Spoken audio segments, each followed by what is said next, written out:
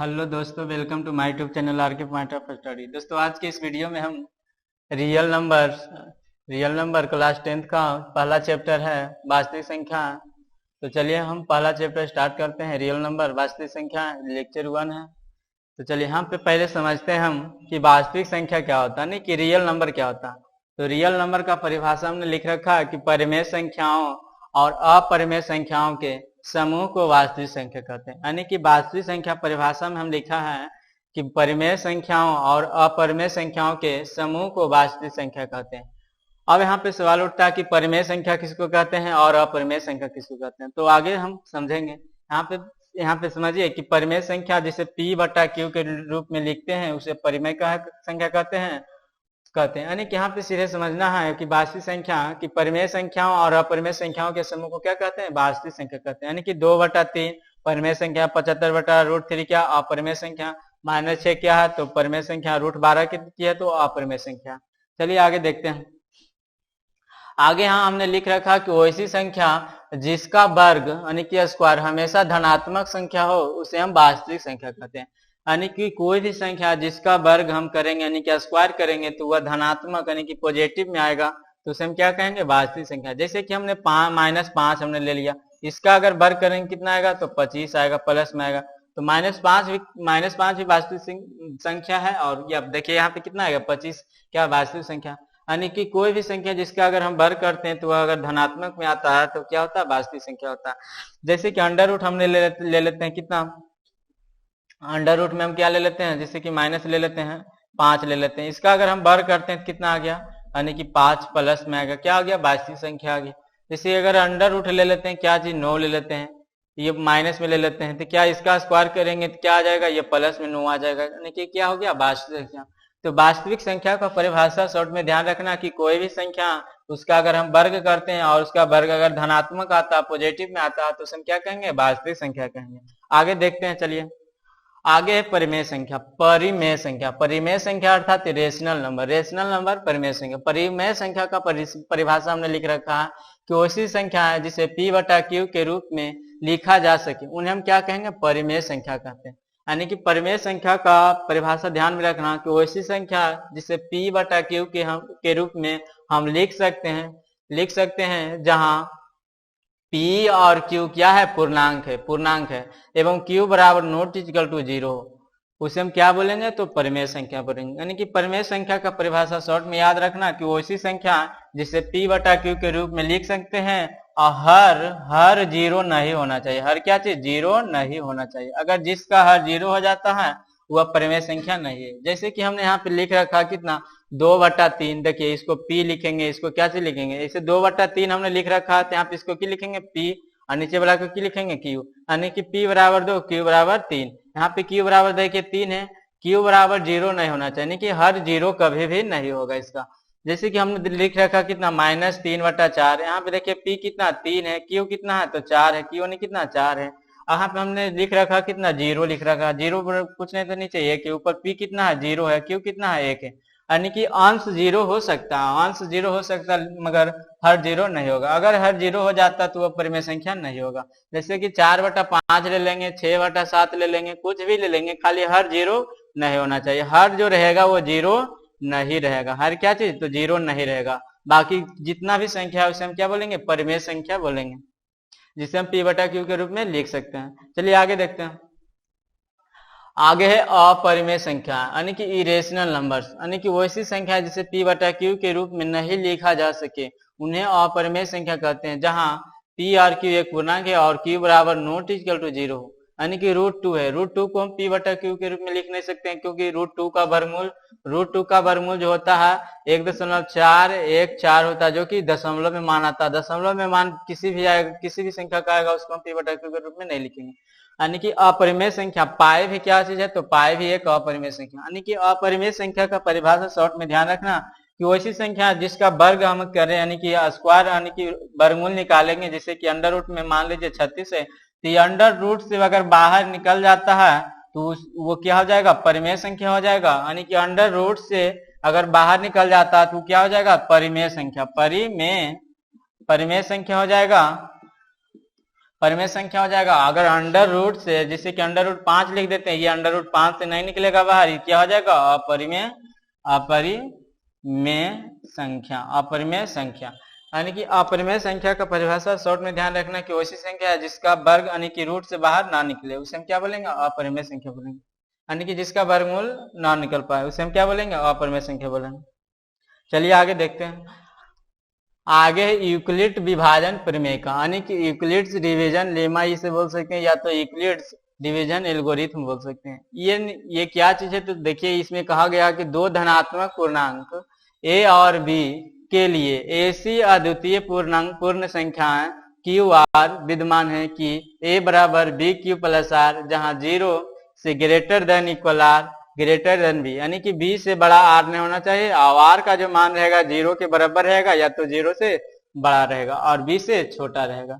अब यहाँ पे हमने लिख रखा है a को क्या बोलेंगे? भाज बोलेंगे, b को क्या बोलेंगे? भाजक बोलेंगे, और q को क्या बोलेंगे? भागफल बोलेंगे, r को क्या बोलेंगे? शेषफल बोलेंगे। जैसे हमने 2 से अगर हम 5 में भाग देते हैं तो 2 दूना 4, ये बच गया कितना? 1, यानी कि इसको हम क्या बोलेंगे? तो ये बोलेंगे भाज। ये क्या चीज है? तो भाज है। और ये क्या चीज है? भाजक है, भाजक है। और ये क्या है? तो भागफल है, भागफल है। और ये क्या है? तो शेषफल है। क्या चीज है? शेषफल। यानी कि यहाँ में ध्यान रखना कि जिस संख्या से हम भाग लगाते हैं उसे हम बोलेंगे भाजक, और जिसमें हम भागा देते हैं उसे क्या बोलेंगे? भाज बोलेंगे। और जो भागफल प्राप्त होगा इस साइड होगा, यानी कि इसे भागफल बोलेंगे, और जो नीचे शेष बचता है उसको, इसे हम नीचे जो बचता है उसे हम क्या बोलेंगे? शेषफल बोलेंगे या तो शेष बोलेंगे। आगे चलिए देखते हैं। जैसे कि हमने यहाँ पे लिखा कि यहाँ पे कि 2 से जब हम भाग दिया 5 में तो ये लगा कितना? 2 से 2 दूना 4 है, कितना? 5। यहाँ पे ये हो गया कितना? ये हो गया भाज, भाज हो गया, ये हो गया भाजक, ये हो गया क्या चीज? भागफल। और ये क्या है? तो शेषफल है। क्या चीज है? शेषफल। क्या चीज? शेषफल है। अब हमने a को क्या माना है ये देख लेते हैं। a को हमने क्या माना है? यहाँ पे a को माना है भाज। क्या चीज माना हमने? भाज माना। नहीं कि a क्या चीज है? तो भाज है। a क्या चीज है? तो ये हो गया क्या? a हो गया। इसको भाजक को क्या माने? देखिए भाजक को हमने क्या मान रखा है? भाजक को माना है b, और भागफल को माना है q। भाजक को हमने माना b और भागफल को माना हमने q, और शेषफल को माना क्या चीज? r। और ये एल्गोरिथम पर में क्या है? यूक्लिड विभाजन एल्गोरिथम क्या है? यूक्लिड विभाजन एल्गोरिथम का ये क्या चीज है? तो a बराबर b q plus r. a बराबर जो है b q plus r. a बराबर जो है बी क्यू प्लस आर है। a बराबर क्या चीज है? बी क्यू प्लस आर है। यानी कि यहाँ से हम कर सकते हैं जैसे कि a कितना? यहाँ पे देखिए 5 है। क्या चीज है? 5 है। यहाँ पे रख देंगे कितना? 5 रख देंगे। यहाँ पे देखिए b कितना है? b देखिए कितना है? 2 है। यहाँ पे रख देंगे कितना? 2। और क्यू देखिए कितना है? क्यू यहाँ पे देखिए कितना आया? 2 आया। यहाँ पे रख देंगे कितना? 2। और प्लस आर कितना है? आर कितना है? तो 1 है। क्या चीज है? 1 है। यानी कि 2 गुना 2 आए प्लस 1, 4 1 5 आ गया। अब देखिए यहाँ शेषफल 1 आया। अब 1 ये विभाजित करना तो 1 से भाग देंगे कितना? इसमें देंगे 2 में। ये हो गया 2 बाजी लग जाएगा, 2 कट जाएगा। ये हो गया क्या चीज? तो भाज हो गया, भाजक हो गया। ये क्या हो गया? भाज हो गया। ये हो गया भाज हो गया, और ये भाजक, भाजक भाज, ये क्या हो गया? भागफल हो गया। और क्या हो गया? ये शेष हो गया। क्या चीज? शेष हो गया। यानी कि यहाँ पे फिर लिखेंगे क्या चीज? 2 बराबर लिखेंगे 1 गुना क्या चीज? एक क्या चीज? b का मान। तो b का मान कौन सा है? तो b का मान क्या? ये वाला है। और ये वाला क्या हो जाएगा? a हो जाएगा। a बराबर b और गुना क्या चीज? q। तो b q यानी कि 1 गुना कितना? 2। 1 गुना कितना? 2। और प्लस कितना? नीचे शेष कितना बचा? तो 0 बचा। कितना बचा? 0 शेष, तो 0 बचा। यानी कि 2 गुना 1 करेंगे 2 और प्लस 0, यानी कि शेष यहाँ पे कितना आ गया? 0 आ गया। यानी कि इसको ये चरण कौन सा आ गया? यहाँ पे चरण लिख देंगे। चरण ये हो गया 1, और ये हो गया क्या चीज? चरण ये कितना हो गया? 2 हो गया। यानी कि चरण 1 चरण 2। अब आगे देखिए यहाँ पे हमने लिख रखा है, आगे यहाँ पे हम लिख रखा है कि यूक्लिड विभाजन प्रमेय में जब शेषफल 0 प्राप्त होता है तो भाजक महत्तम समवर्तक कहलाता है। यानी कि जब यूक्लिड विभाजन में भाजक से अगर 0 होता, यानी कि भाजक से अगर ये 0 हो जाता है, यूक्लिड विभाजन प्रमेय में जब शेषफल 0 प्राप्त होता है तो भाजक क्या होता है? HCF होता है। यानी कि जब शेष 0 यहाँ पे क्या चीज? शेष क्या चीज? 0 है, तो भाजक क्या होता है, HCF होता है। तो यहाँ पे भाजक देखिए कितना था, एक था, भाजक कितना था, एक था, यानी कि HCF बराबर यहाँ पे कितना आ गया, एक आ गया, कितना आ गया, एक आ गया। और आगे विस्तार से हम इसके सोल्यूशन में देखेंगे। आगे चलिए, आगे हमने यहाँ की रखा यूक्लिड विभाजन प्रमेय में जब शेषफल 0 प्राप्त होता है तो भाजक क्या होता है, HCF होता है, यानी कि भाजक क्या होता है, HCF होता है। भाज बराबर होता है भाजक गुना भागफल प्लस शेष। जैसे कि हमने अभी जस्ट देखा कि भाज कितना था, 5 था, भाजक कितना था, 2 था, भागफल कितना था, 2 था, शेषफल कितना था, 1 था। देख लेते हैं, यहाँ पे देखिए भाजक कितना था, 2 था, भाजक कितना था, 2 था, भाज्य कितना था, 5 था, भागफल कितना था, 2 था, शेष कितना था, 1 था। हमने यहाँ पे लिख रखा भाज कितना 5, भाजक कितना 2, भागफल कितना 2, गुना शेष कितना प्लस कितना शेष 1। अब यहाँ पे देखिए करेंगे 5 बराबर कितना 2 दूना 4 है कितना 5, यानी कि दोनों बराबर है। जब दोनों बराबर हो जाता है तो इससे पता चलता है कि ये सूत्र जो हम फार्मूला ये क्या है, सही है। यानी कि ये एक फार्मूला होता है कि भाज बराबर भाजक गुना भागफल प्लस शेष। यूक्लिड विभाजन प्रमेय में शेषफल 0 प्राप्त होता तो भाजक क्या होता, महत्तम संवर्ता होता। यानी कि 2 से भागा हम 5 में यहाँ पे दिए तो 2 दूना 4, 1 बच गया, अब 1 ये बच गया, इसमें भाग देंगे कितना में 2 बाज लग जाएगा, 2 से कट गया, यानी कि शेष कितना गया, 0 हो गया। तो ये हमारा भाज था, यानी कि HCF बराबर कितना गया, 1 आया। यानी कि भाग विधि से यूक्लिड विभाजन से भी करेंगे तो HCF कितना आएगा, 1 आएगा। चलिए आगे अगला पॉइंट देखते हैं। अगला पॉइंट है कि अभाज्य संख्या यानी कि प्राइम नंबर। प्राइम नंबर का परिभाषा हमने लिख रखा कि वैसी संख्या जो केवल 1 से या अपने आप से विभाजित हो उसे हम क्या बोलेंगे, अभाज्य संख्या। यानी कि अभाज्य संख्या का परिभाषा शॉर्ट में ध्यान रखना कि वैसी संख्या जो 1 से विभाजित हो या तो अपने आप से विभाजित हो, अपने आप से विभाजित हो, उसे हम क्या बोलेंगे, तो अभाज्य संख्या बोलेंगे। यानी कि अभाज्य संख्या का परिभाषा ध्यान में रखना है कि वैसी संख्या जो 1 से विभाजित हो या तो अपने आप से विभाजित हो उसे हम क्या बोलेंगे, अभाज्य संख्या बोलेंगे। और सबसे छोटी अभाज्य संख्या दोस्तों यहाँ पे ध्यान रखना है कि 1 जो है ये अभाज्य संख्या नहीं है, 1 क्या अभाज्य संख्या नहीं है। तो सबसे छोटी अभाज्य संख्या क्या है, तो सबसे छोटी अभाज्य संख्या कितना, 2 होती है। यानी कि सबसे छोटी अभाज्य संख्या कितना है, तो 2 है। उसके बाद कितना 3 है जो कि अपने आप से कट रहा है, और 1 से कट रहा, 5 है जो कि अपने आप से कट रहा है, 1 से कट रहा, 7 है जो कि अपने आप से कट रहा है, 1 से कट रहा है। यानी कि 2, 3, 5, 7, 11, 13, 17, 19, 23 डॉट डॉट डॉट, यानी कि ये क्या है, तो अभाज्य संख्या। यानी कि अभाज्य संख्या का परिभाषा ध्यान रखना कि 1 से कटे या तो अपने आप से कटे उसे हम क्या बोलेंगे, अभाज्य संख्या बोलेंगे।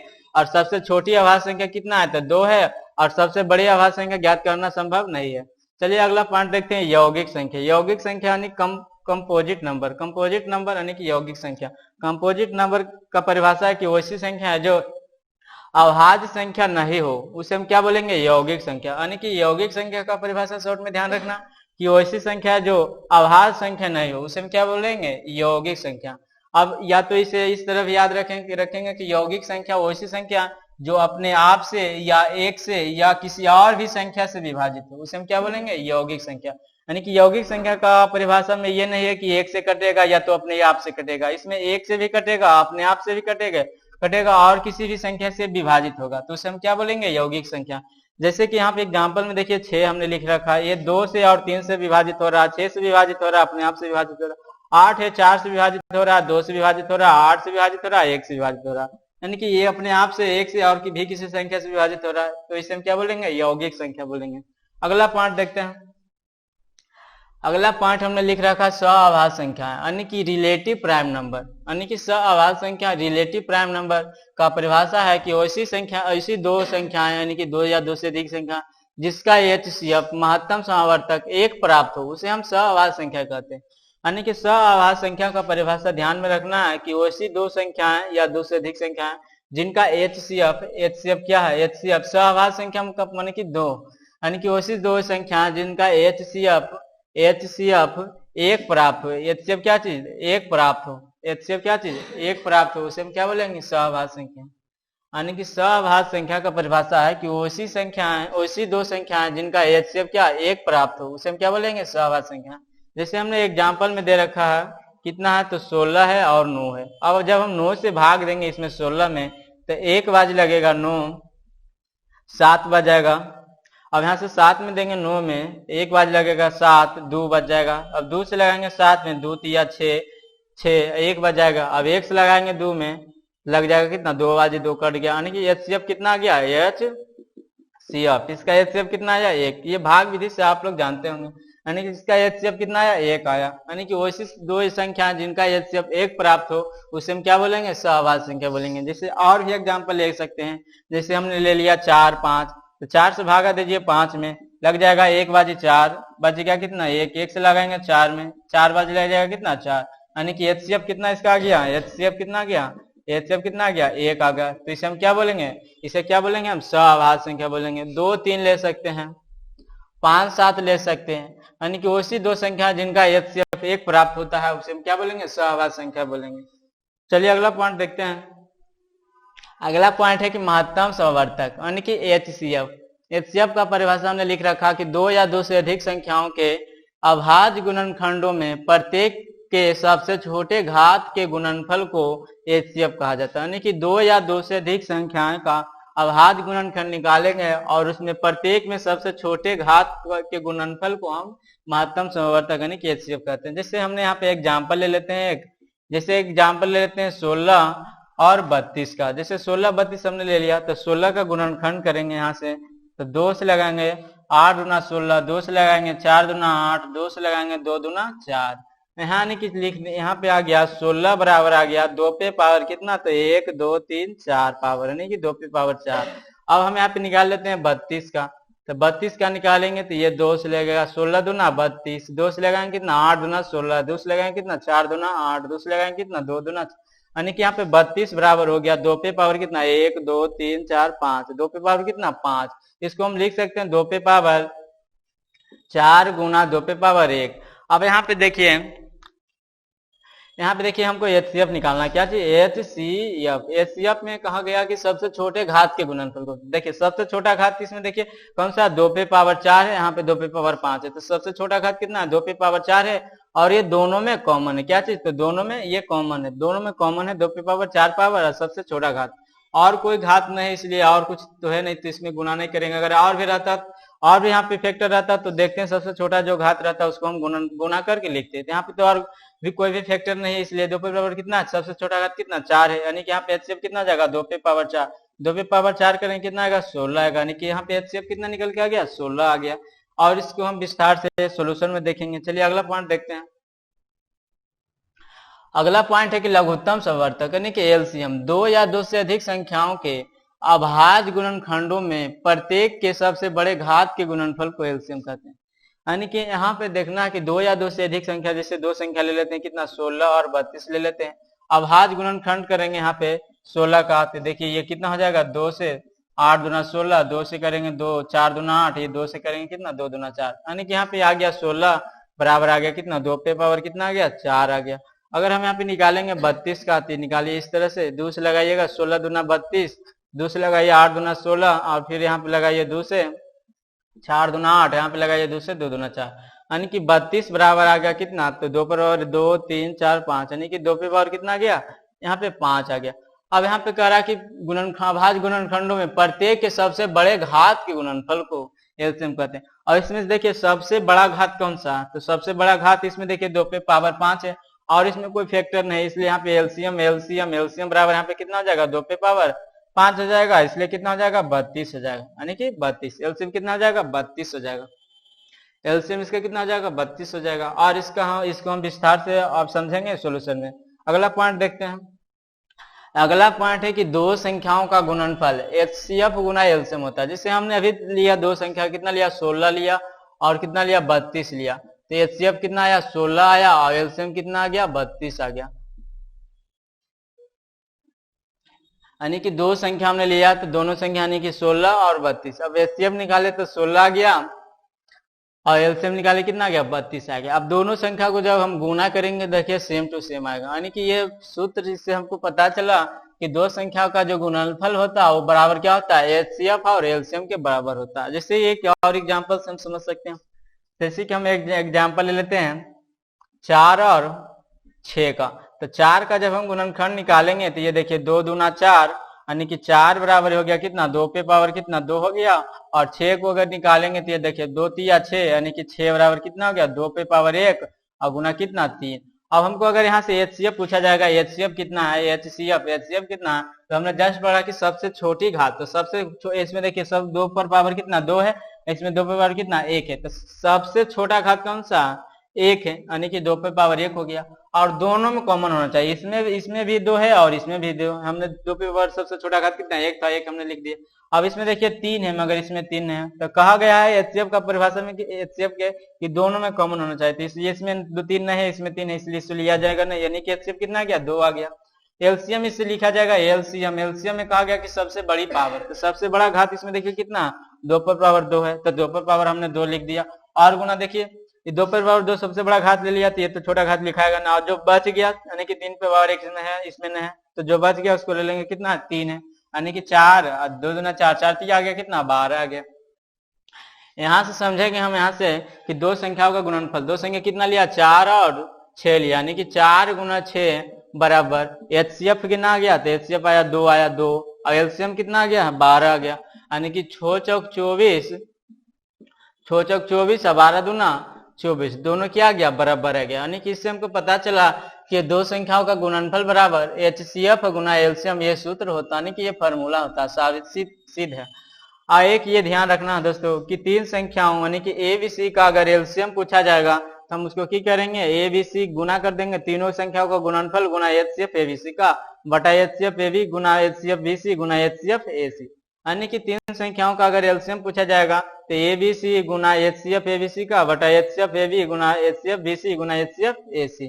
अगला पॉइंट देखते हैं, अगला पॉइंट है कि तीन संख्याओं का एलसीएम बराबर पूछा जाएगा तो ABC गुना एलसीएम ABC बटा एलसीएम AB गुना एलसीएम BC गुना एलसीएम AC। चलिए अगला पॉइंट देखते हैं, अगला पॉइंट है कि किसी भिन्न के हर का अभाज्य गुणनखंड, यानी कि किसी भिन्न के हर का अभाज्य गुणनखंड 2 पे पावर m गुना 5 पे पावर n के रूप में लिखा जाए तो यह भिन्न दशमलव जो होगा वो शांत होगा, क्या होगा शांत होगा, जहां m n बराबर पूर्ण संख्या 0 1 2 3 डॉट डॉट जितना भी हो सकता है। तो यहाँ पे ध्यान रखना कि किसी भिन्न का, जैसे हमने यहाँ पे ले लिया भिन्न कितना 5/12, कितना ले लिया भिन्न 5/12। अब यहाँ पे देखिए 12 है, यहाँ पे देखिए यहाँ पे शांत है, यहाँ पे देखिए यहाँ पे हर का भाज्य गुणनखंड 12 का जब गुणनखंड करेंगे हम यहाँ से तो देखिए 2 4 तिया 12, ये 2 से काटेंगे 6 दूना 12, 2 से काटेंगे 2 तिया 6, यानी कि 2 पे पावर 2 और गुना आ गया कितना 3 आ गया।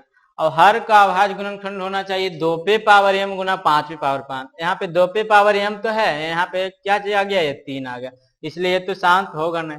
अगर देखते हैं दूसरा देखते हैं, जैसे कि 3 बटा ले लेते हैं 10 ले लेते हैं, कितना 10, 3/10 ले लेते हैं। अब 10 का गुणनखंड निकालेंगे तो ये देखिए 2 से लगेगा 2 5 10, यानी कि 2 पे पावर कितना आ गया 1 और गुना 5 पे पावर कितना आ गया 1, यानी कि 2 m के मान कितना 1 और n के मान कितना आ गया 1 आ गया, यानी कि 2 पे पावर m आया और 5 पे पावर n आया, तो इसको क्या बोलेंगे हम शांत बोलेंगे, या कि ये हो जाएगा क्या चीज शांत हो जाएगा। यानी कि शांत का परिभाषा समझना कि किसी भी भिन्न का हर का गुणनखंड अगर 2 पे पावर कुछ भी आए या तो 5 पे पावर कुछ भी आए या दोनों के गुणनफल पे पावर कुछ भी आए तो यह क्या बोलेंगे शांत बोलेंगे, शांत बोलेंगे। और इसके अलावा और कुछ आ जाएगा, जैसे कि यहाँ पे 2 आया, यहाँ पे 3 आ गया, यहाँ पे 2 आया, यहाँ पे 7 आ गया, तो इसे क्या बोलेंगे अशांत बोलेंगे। अगला पॉइंट देखते हैं, अगला पॉइंट में किसी भिन्न के हर का अभाज्य गुणनखंड 2 पे पावर m गुना 5 पे पावर n के रूप में नहीं लिखा जाए तो यह भिन्न का दशमलव क्या होगा अशांत होगा। जैसे कि हमने ले लिया 5 बटा ले लिया कितना 12 लिया, तो 12 के गुणनखंड निकाला हमने 12 का, तो ये देखिए 2 से 6 दूना 12, 2 से 2 तिया 6, यानी कि 2 पे पावर 2 आ गया गुना 3 आ गया। यहाँ पे देखिए 2 पे पावर m गुना 5 पे पावर n के रूप में ये नहीं लिखाया, ये 2 तो मिल रहा है लेकिन यहाँ पे 5, यहाँ पे कितना 3 आ गया, तो इसके रूप में तो नहीं या नहीं लिखा पाया, तो इसे हम क्या बोलेंगे अशांत बोलेंगे, अशांत अशांत बोलेंगे। जिससे अगला एग्जाम्पल ले लेते हैं, जैसे कि 4 बटा ले लेते हैं 24 ले लेते हैं, 24 ले लेते हैं। अब देखिए 24 को जब हम इससे निकालेंगे 24 को, तो इससे निकालेंगे 2 से लगेगा 12 दूना 24, 2 से लगेगा 6 दूना 12, 2 से लगाएंगे 2 तिया 6। अब देखिए 2 पे पावर यहाँ पे 3 मिल रहा है लेकिन यहाँ पे 3 पे पावर 1, ये 3 फालतू आ रहा, जब 2 पे पावर सिर्फ रहता तो शांत हो जाता, मगर 2 के अलावा यहाँ पे देखिए 3 आ गया, 5 पे आया ना, ये इसे क्या बोलेंगे अशांत बोलेंगे। क्या चीज बोलेंगे अशांत, अशांत अशांत बोलेंगे, क्या चीज बोलेंगे अशांत बोलेंगे। तो आज के इस वीडियो में इतना ही तक है, अगले नेक्स्ट वीडियो में आगे बताया जाएगा। अगर आपको ये वीडियो पसंद आए तो लाइक कीजिए, शेयर कीजिए, सब्सक्राइब कीजिए और कमेंट में जरूर बताइए कि आपको ये वीडियो कैसी लगी। Thank you.